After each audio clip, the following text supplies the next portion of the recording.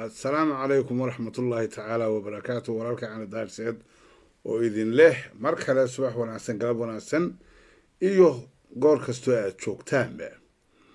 خياري برمانتا وحن كبير أولينا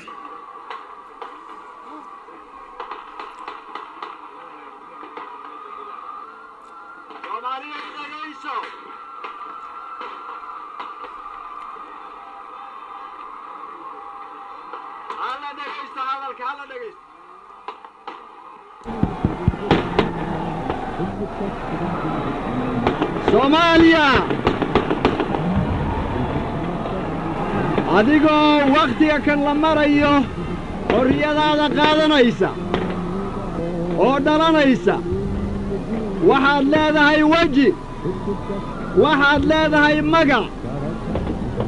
ilaahay ha ku magan geliyo cimri dheerna ha ku siiyo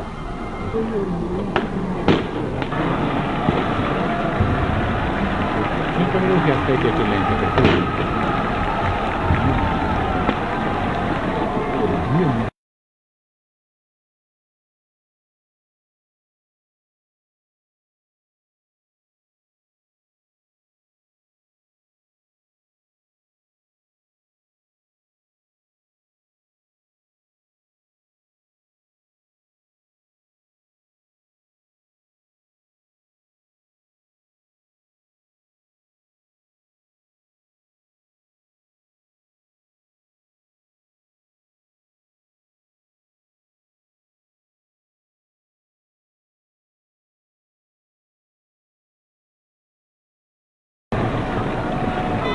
Soomaaliya adigoo daqiiqadatan dhalanaysa waxaad leedahay weji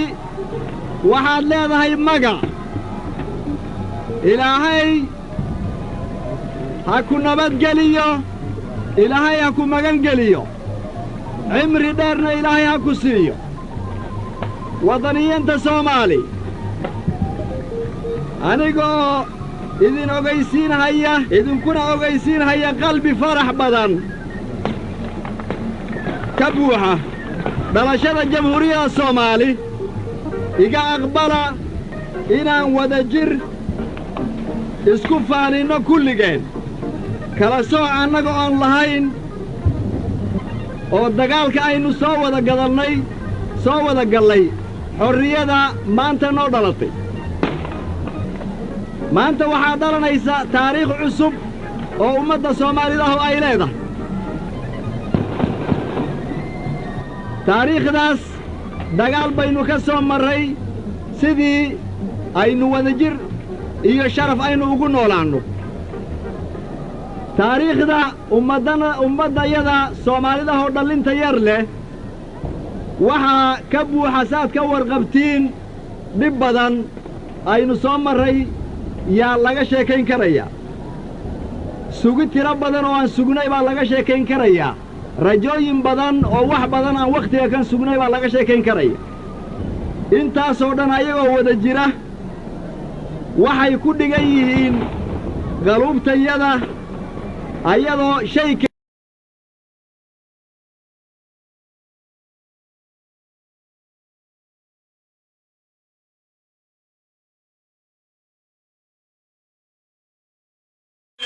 أيديهم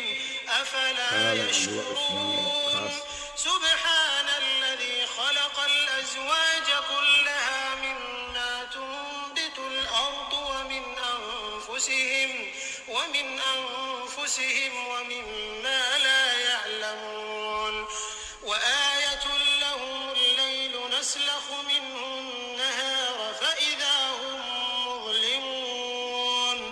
والشمس تجري لمستقر لها ذلك تقدير العزيز العليم صدق الله العظيم قرآنك كريم كإلهي أنكو أنفعه بعدك عسنا إلهي يجري حسنا كسيو يا خياري برنامج كان ما طبعا قصة قادرنا إننا قضباء هذه كوبا saynu wada ogsoonnahayba maantay shir baa wuxuu ka socdaa magaalada muqdisho ee ah magaala madaxda jamhuuriyadda federaalka ah ee soomaaliya shirkaasoo maalmihii ugu dambeeyey inoo socday shirkaasoo ay ka muuqato xasilooni siyaasadeed shirkaasoo ay ka muuqato rajo aada iyo aada u wanaagsan ee ku saabsan gaar ahaan doorasho xor iyo xalaal ah qaabkii loo gaari lahaa oo ay runtii muujiyeen mas-uuliyiinta isu timid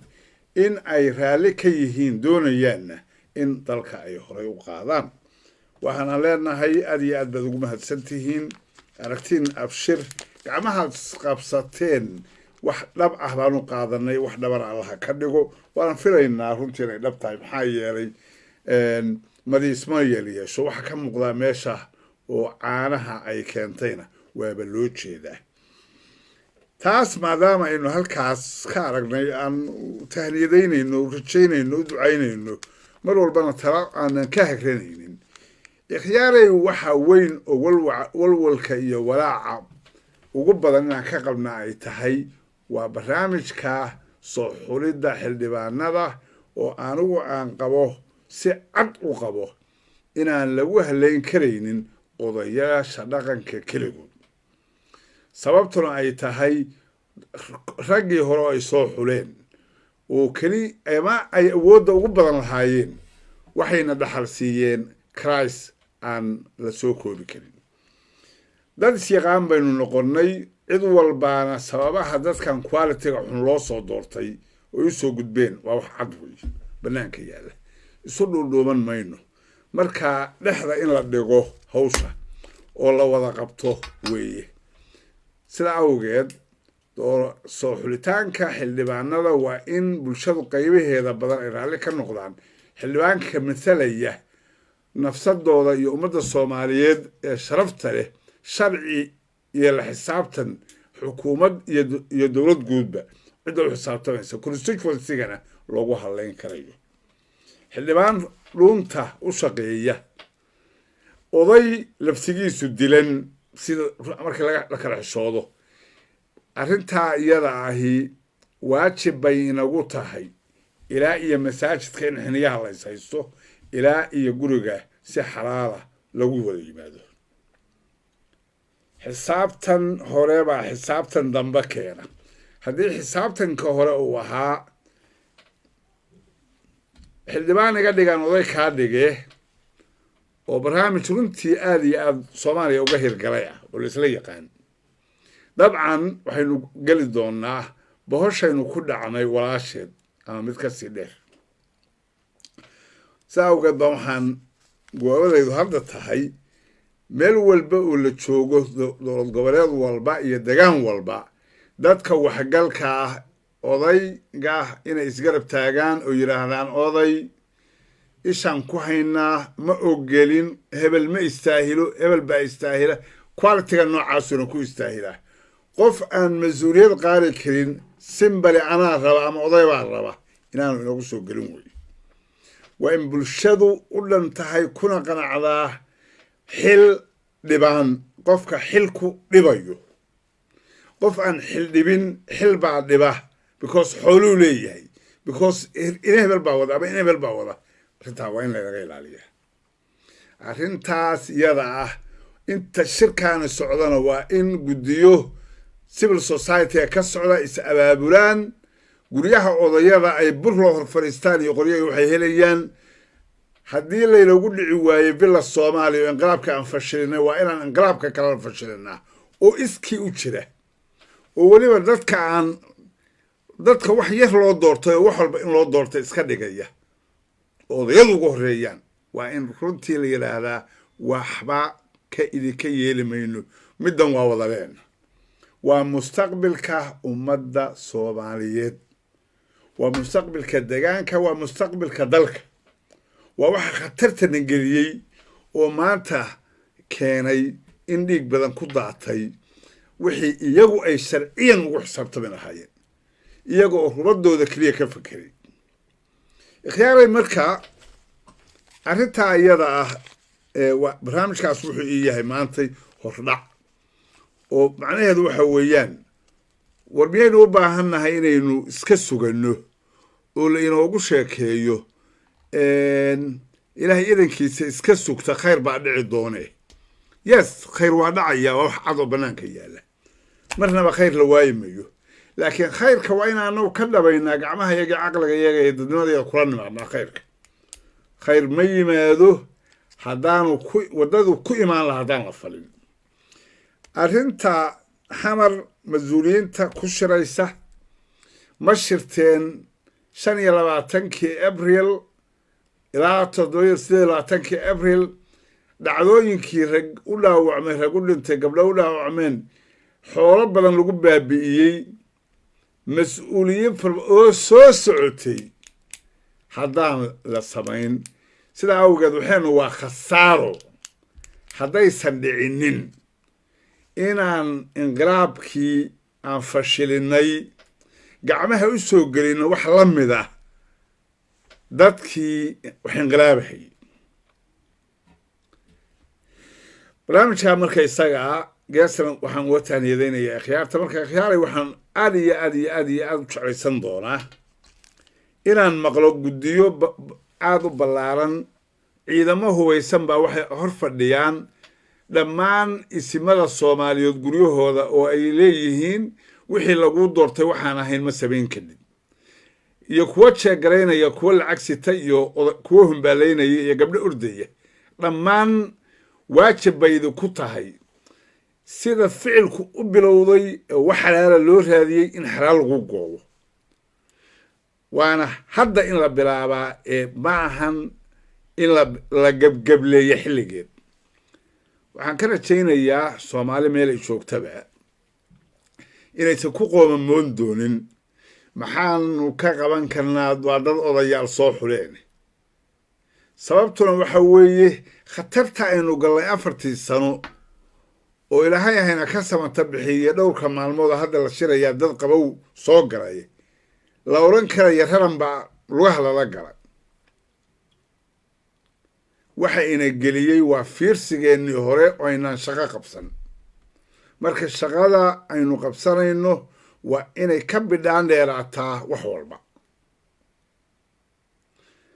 ikhyaaray marka taa iyada halkaasaan ku gabagabaynayaa sida dhabta ah waxaana leeyahay anoo dhinac walba ka fiirinaya mar walba waxaa noo muddaysan maanta waxaynu nahay soomaali baan nahay maanta waxay nahay xor talada yadan gacantanada inoogu jirtaa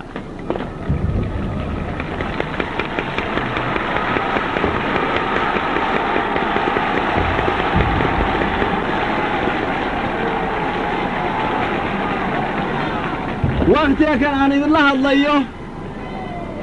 waxaad tihiin xor dawlad oo adinka gacantiinna ku jirtaad leedihiin waxaad leedihiin bandiirad iyaad leedihiin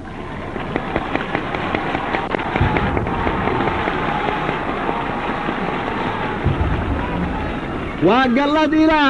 gallad ilaahay waa inaynu adkaynaa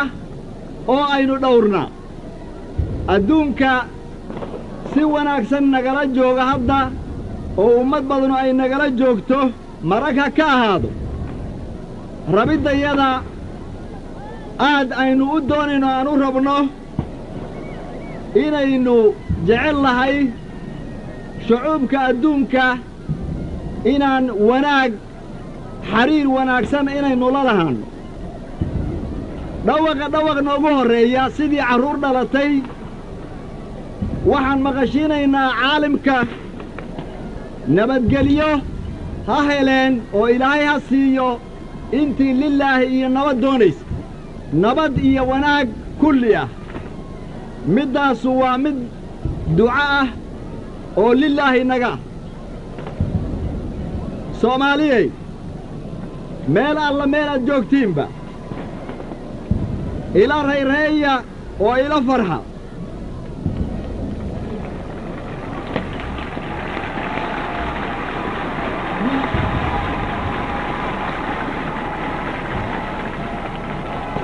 kuna tashada inaad xooggiinna iyo tabartiinnoon kala harsanayn inaad ugu hillisiin oo aad ku difaacdiin qiimada demokratiyada iyo ixtiraamka ay leedahay nabad iyo xaq ku dhisan horu socodka iyaga ee siyaasadda dibadda ah ha ahaato mid aan khaalifsanayn midda iyada gudaha ah aynu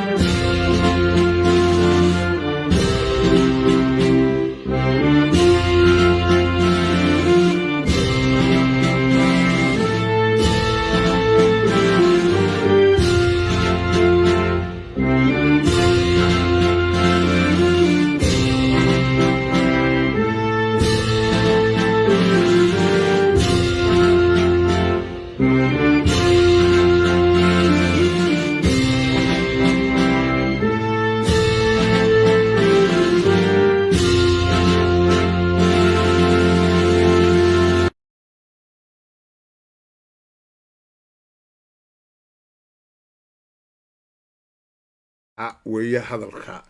uu ina ku yiri madaxweynaheena xaqa ahaa aadan cabdulla cusmaan ee ku dayashada mudan oo ah madaxweynaheena inoogu horreeyey ee dhagax dhigay waxa ay dimuqraadiyaddu tahay ee muuqata run ahaantiina wuxuu xoojiyey waa lahaanshaha iyo isku kalsoonaanta ikhyaaray markaa barnaamijkeenna dhabta ah waxa weeye kala xishood ma galo xisaabtanku hadda waxaynu u kicitimaynaa isbadbaadinta maxaa yeelay ilaahay isbadbaadigu inay yidhi oo ku keensa maskaxdaada iyo caqligaaga iyo awooddaada maadaama aan ku siiyey intaasba marka ikhyaaray waxaan runtii leeyahay soomaaliya ha noolaato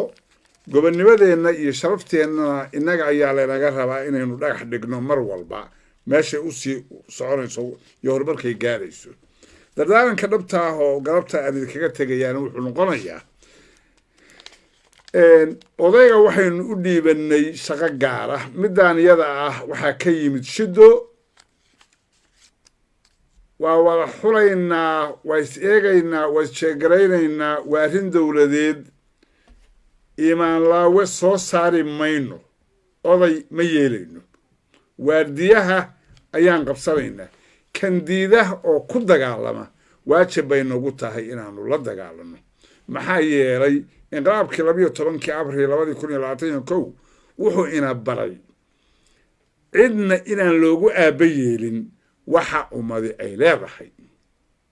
waana midda maanta xasiloona siyaasadeena ku soo celisay sidaa darteed ikhyaaray waxaa laydinkaga tegayaa sidaa iyo nabadgelyo xilliyada soo socda arrimaha aynu ka hadlayno ugu badnaan doonta tan ayaa ka mid ahaan doonta wasalaamu calaykum waraxmatullaahi tacaala wabarakatu